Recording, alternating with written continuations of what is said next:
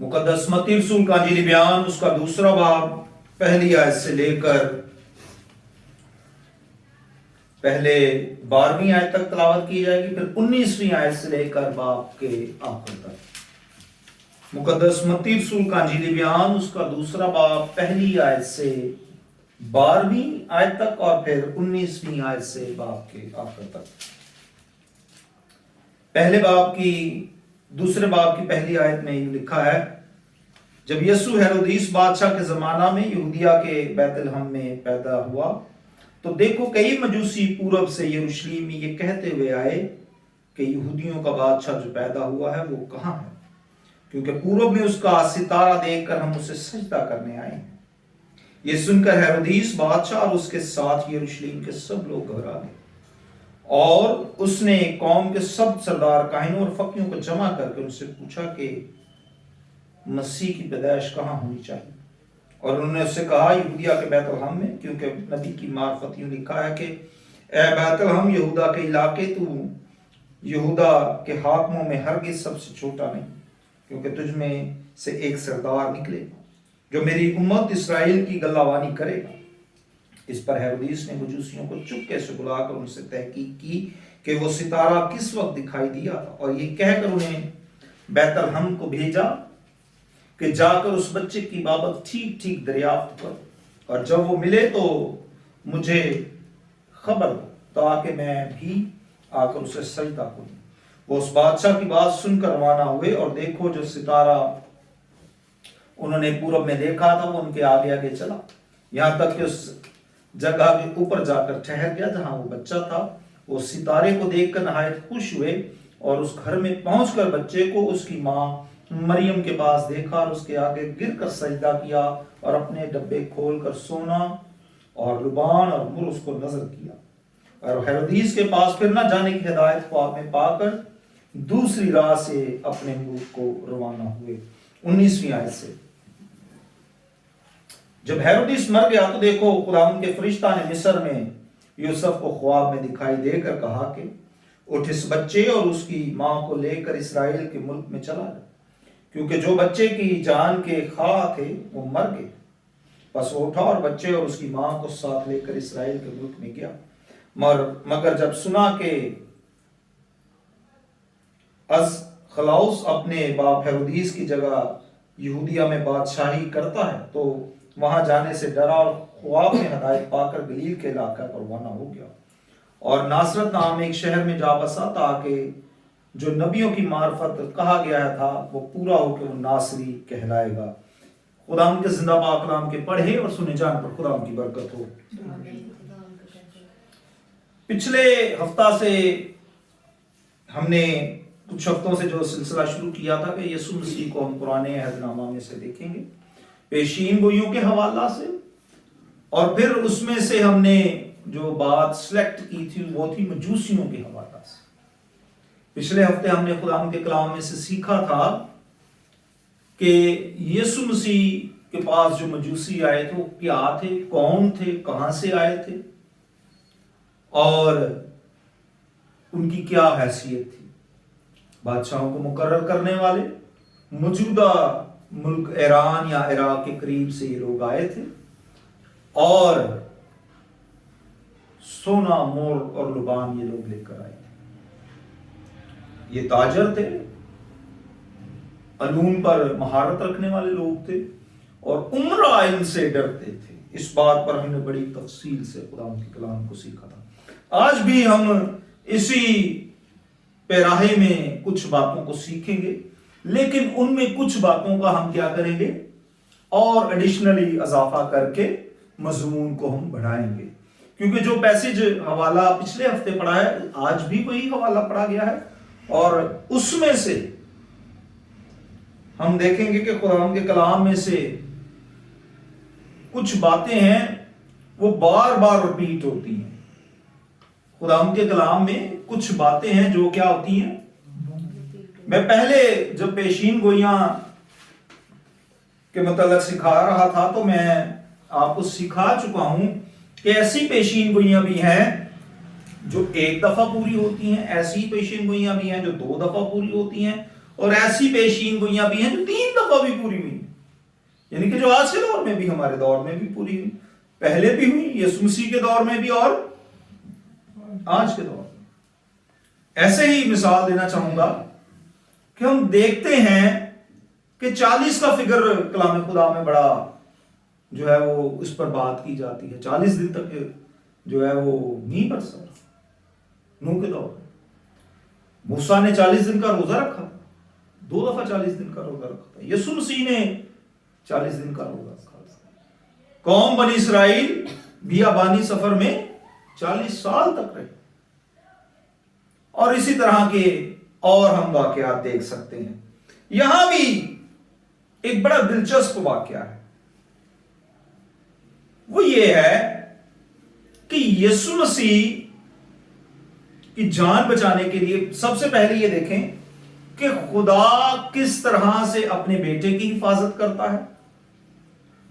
और इस बात को साबित ये कलाम कर रहा है, या हम इस बात से सीख सकते हैं कि जब भी खुदा हम कलाम होता था या उसके फरिश्तगान और उसके लोगों के साथ, तो ये इलाही पैगाम होता था।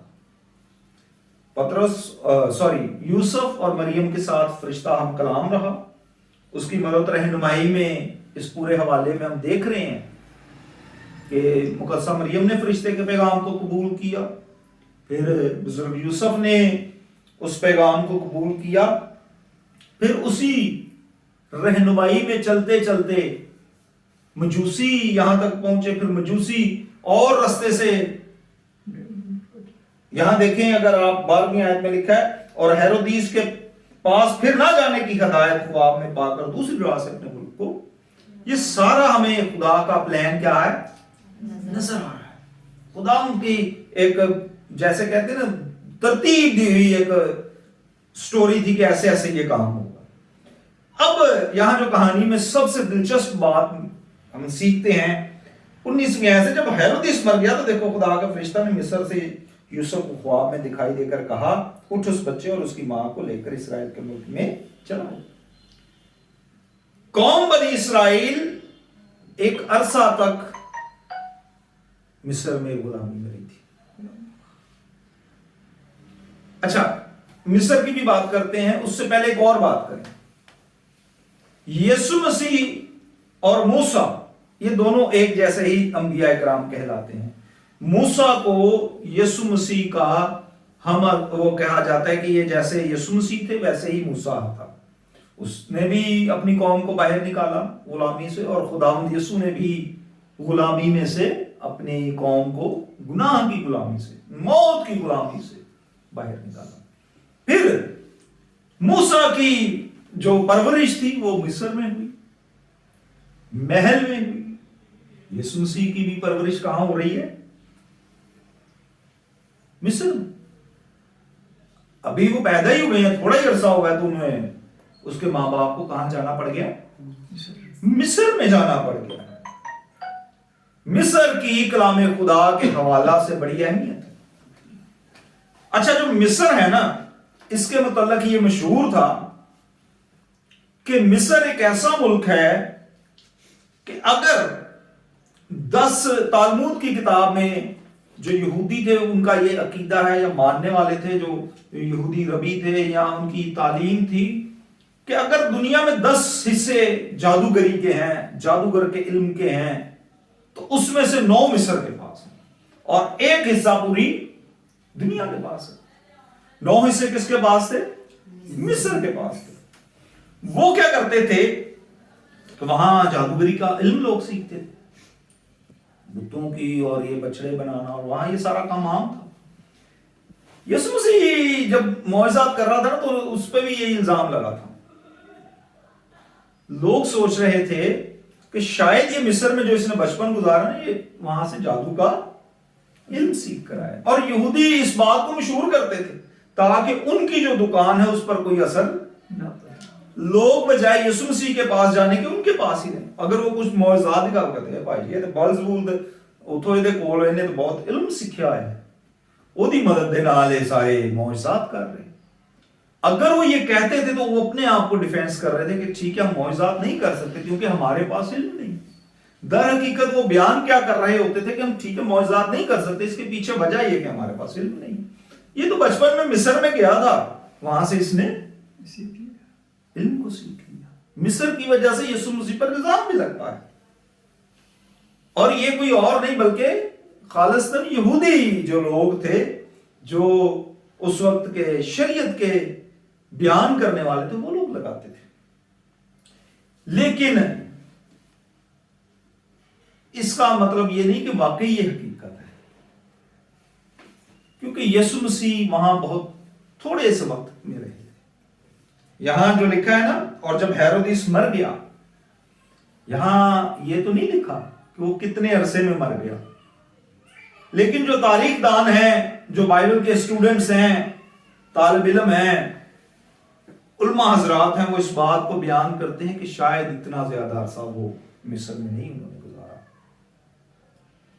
بہت تھوڑے سے عرصہ کے لیے مقدس یوسف اور مریم اپنے بیٹے یسوع کے ساتھ وہاں انہوں نے وقت گزارا، اور یہ وقت اتنا نہ تھا کہ وہ بڑا ہو گیا تو پھر وہاں سے آیا، بلکہ ہم دیکھتے ہیں مقدس لوکا کے انجیلی بیان میں کہ وہ سال ہا سال یروشلیم میں جاتے تھے۔ یسوع مسیح 12 سال کی عمر میں جا کے یہودی ربیوں کے ساتھ کلام پر ڈسکشنز کرتے تھے۔ انہوں نے علوم نہ سیکھے تھے، بلکہ خدا اس بندے میں سے، اپنے میں سے ہو کر، اپنے بیٹے میں سے ہو کر، کیونکہ وہ کلمۃ اللہ تھا، کلمہ خدا تھا، اپنے کلام کی روشنی کو لوگوں تک پہنچاتا تھا۔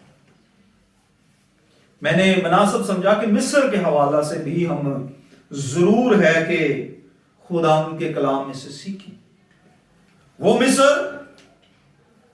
جو جادوگری، وہ مصر جو غلامی، وہ مصر جو دیگر بری باتوں کے لیے مشہور تھا، شاید میں سمجھتا ہوں کلام خدا کی ایک اور بات اس میں ہمیں نظر آتی ہے۔ سب سے پہلے ابلیس نے کس کو بہکایا تھا؟ ہوا نے پھل کھایا تھا، اور پھر خدا نے کہا کہ ٹھیک ہے تو نے یہ کیا، لیکن تیرے ہی میں سے، پیدائش کی کتاب میں میں چاہتا ہوں کہ ہم زیادہ سے زیادہ نالج کو حاصل کروں، اگر حوالہ جات دیکھیں گے تو پھر ٹائم لگ جائے گا۔ تو وہ جو نجات کا کام تھا عورت کے وسیلہ سے، خدا نے اپنے بیٹے کو پیدا کر کے اس کام کو اس عورت کے اوپر، اس کا جو گناہ تھا وہ ختم۔ اور میں سمجھتا ہوں کہ مصر جو کہ غلامی کا گھر تھا، جو غلام کرنے والا تھا، جو کہ لوگوں کو بری راہوں پر لے کر جانے والا تھا، اس کی نیک نامی یہ ہوئی کہ اس نے یسوع مسیح کو پناہ دی۔ یسوع مسیح کو کیا کیا ہے؟ پناہ دے کر اپنی ساری بدنامی کو کیا کر دیا؟ دھو، ساری اس بدکاری کو دھو دیا۔ یہ جو زمانہ تھا بیت الحم، یہ کوئی اتنا بڑا وہ گاؤں نہیں تھا، چھوٹا سا گاؤں تھا۔ بیت الحم کیا تھا؟ اور تقریباً 72 لوگوں پر مشتمل، 72 خاندانوں پر مشتمل یہ گاؤں تھا۔ کتنے لوگوں پر؟ یوں کہہ لیجئے کہ 70 سے 80 لوگوں کے درمیان۔ کتنے لوگوں کے درمیان؟ اب اگر 70 سے 80 لوگ یا خاندان تھے اس میں، تو بچے کتنے ہوں گے؟ 20 30، اس سے اوپر تو نہیں ہو سکتے۔ وہ جو مت ہمیں بتائی جاتی ہے، ہیرودیس نے لاکھوں، کروڑوں، ہزاروں، وہ بھی کہانی یہاں پہ اٹس مین ٹھیک ہے۔ بیت الحم کے ارد گرد کے اس ایریے کے قریب کے جو علاقے تھے، گاؤں تھے، شاید ان کے بچے اڑا دی ہوں، لیکن اتنی تعداد میں نہیں ہوئے، کیونکہ وہ پیدل ایک دور تھا، لوگ سفر کرتے تھے، اور ابھی مقدسہ مریم کا بچہ ہی پیدا ہوا، تو یہ کیا ممکن تھا کہ وہ بڑی تیزی سے چل کے تو جا رہی ہوگی؟ بچہ بھی، سردی کا موسم تھا، اسے بھی پھر ماں کو بھی لے کر چلنا، رات کے اندھیرے میں یہ لوگ نکلے ہیں۔ کلام خدا میں آپ پڑھیں گے تو بڑا خاموشی کے ساتھ بغیر بتائے آہستہ سفر کیا ہے، تیز نہ چل پائے ہوں گے۔ تو ہیرودیس نے بے شک وہاں پر لوگوں کو مارا ہے، لیکن وجہ یہ ہے کہ یہ بھی مت غلط ہے کہ اس نے جتنی ہلاکتیں بتائی جاتی ہیں نا، اتنی بھی ہلاکتیں نہیں۔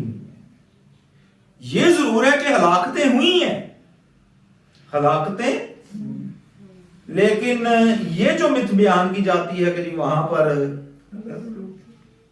یہ ایک اور بات، گزرے دنوں میری کچھ اپنے دوستوں سے بات ہوئی، تو وہ یہ تھی،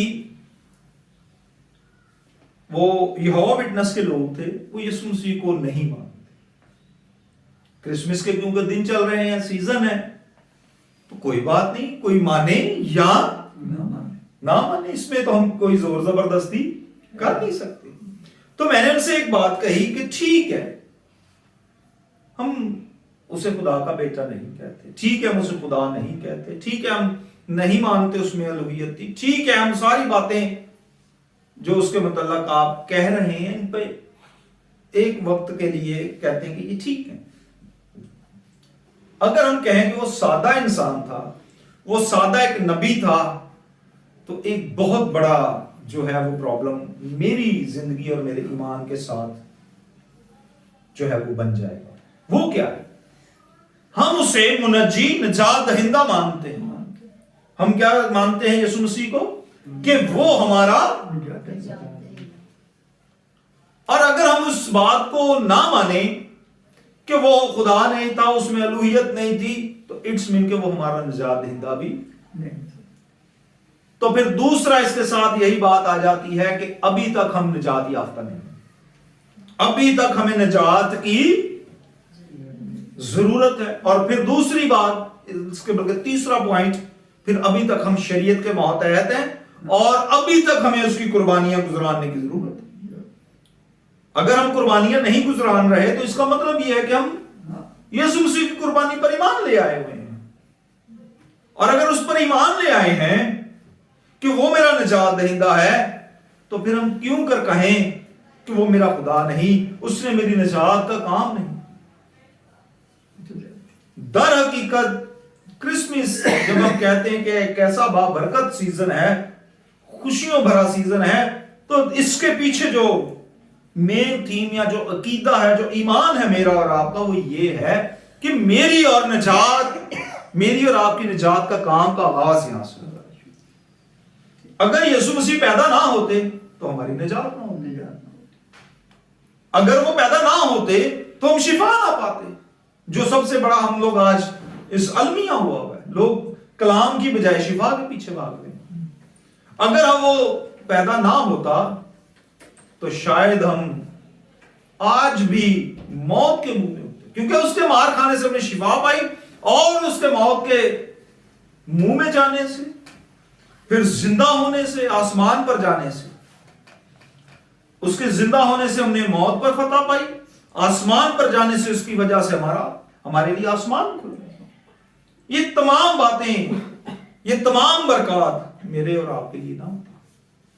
کرسمس اس لیے خوشیوں کا دن ہے، یہ اس لیے دسمبر کا مہینہ، کرسمس کا سیزن جو ہے، یہ جو آمد کے دن ہے، یہ جو ایڈونٹ سیزن ہے، اس کو اس لیے خوشیوں کا سیزن کہا جاتا ہے۔ ٹھیک ہے، یسوع مسیح 2000 سال پہلے آ چکے کہ لوگ اس کی ان ساری قربانیوں کو یاد کریں کہ کس طرح یسوع مسیح نے یہ نہیں کہ صلیب پر ہی صرف دکھ اور تکلیف اٹھائے تھے، یوں کہنا چاہیے کہ جیسے ہی وہ پیدا ہوا، اس کو وہ بیت لحم میں نہیں رہنے دیا، سرائے میں وہ پیدا ہوا، کھرلی میں، یعنی کہ ایک جگہ، پھر اسے وہاں سے مصر کی طرف جانا پڑا، والدین کے لیے مصیبت بن گئی ہے، خاندان کے دیگر، اگر شاید آج کا دن ان سالوں میں، ان ایام میں ہوتا تو پتہ چلتا اگر وہ میاں بیوی بچے کو لے کے چلے گئے تو خاندان کے دیگر لوگوں کو اٹھا کے لے جاتے۔ ہو سکتا ہے اس وقت بھی ایسا ہوا، خاندان کے دیگر لوگوں کے لیے پریشانی بنی ہو۔ تو بات کرنے کی یہ ہے کہ وہ کوئی آسان مرحلہ نہ تھا، پیدائش سے لے کر موت تک اس نے مخالفت در مخالفت برداشت کی ہے یسوع مسیح نے، لوگ آرگومنٹ کرتے تھے جب وہ روئے زمین پر تعلیم دیتا تھا، یعنی کہ پیدائش سے لے کر یسوع مسیح کی تو صلیب پر مخالفت کر دی، وہ اس نے کہہ دیا ڈاکو اگر تو خدا کا بیٹا ہے تو خود بھی بچا اور مجھے نہیں بچا. ٹھیک ہے، یہ مخالفت تھی نا کہ میں تجھے نہیں مانتا، اگر تو ہے تو ٹھیک ہے پھر یہ اپنی قدرت ظاہر کر دے. تو بات یہ ہے کہ یہ کوئی آسان سفر نہیں ہے، یسوع مسیح کی زندگی کا سفر کوئی آسان سفر نہیں تھا. مصر میں جانا جہاں موسیٰ کی پرورش ہوئی، بادشاہوں کی وہاں پرورش ہوتی تھی، وہ بادشاہوں کا بادشاہ تھا، اسی لیے وہاں اس کی پرورش ہوئی. یہ ساری باتیں، کچھ چیزیں وہ کلام میں بار بار آتی ہیں. قوم بنی اسرائیل مصر میں گئی تھی، ہوسیہ نبی کی کتاب میں لکھا ہے کہ میں نے اپنے بیٹے کو مصر سے بلایا. ٹھیک ہے، لوگ اور بھی علماء اس کی تعریف کرتے ہیں، ڈیفینیشنز ہیں، لیکن کچھ علماء یہ بھی کہتے ہیں کہ یہ یسوع مسیح کے لیے پیشین گوئی کی گئی. آپ یہ دیکھیں کہ خدا اپنے بیٹے کی حفاظت کرتا ہے اور اس بات کو مجھے اور آپ کو سکھاتا ہے. زبور 23 میں ہم نے دیکھا نا، وہاں لکھا ہے بلکہ خواہ موت کے آگے کیا آئے تھے، بلکہ خواہ موت کے سایہ کی وادی میں سے میرا گزرو میں کسی بلا سے. وہ جو گھوڑوں پہ بیٹھ کے سپاہی تھے نا، وہ بلائیں تھیں.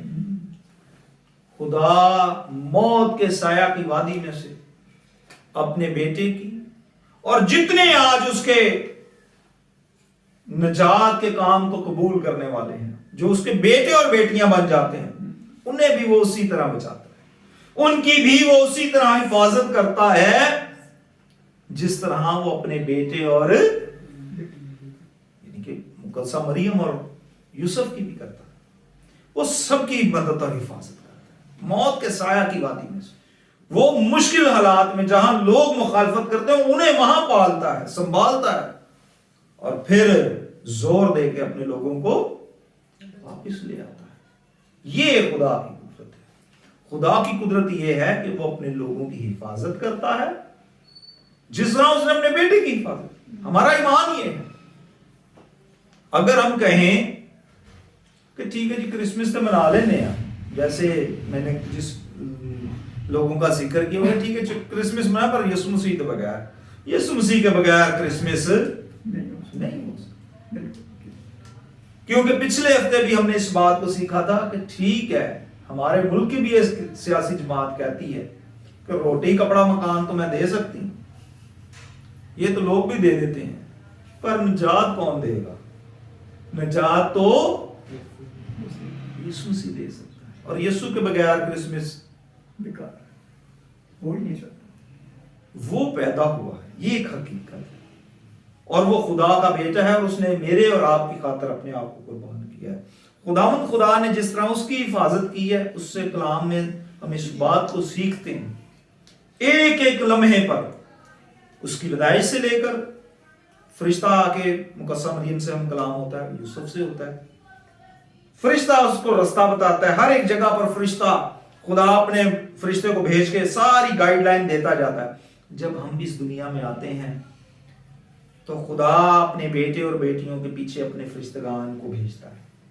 وہ ان کے لیے ہر وقت آسانیاں، ان کی مدد، رہنمائی، حفاظت کرتے رہتے ہیں، ان کی زندگیوں کو ترتیب دیتے رہتے ہیں کہ جن مشکلات میں سے تم نے گزرنا ہے وہ ان سے پہلے بچا کے دوسرے راستے پہ لے جاتے ہیں. یہ خدا کی قدرت ہے، یہ کرسمس کا پیغام ہے کہ خدا اپنے لوگوں کی حفاظت.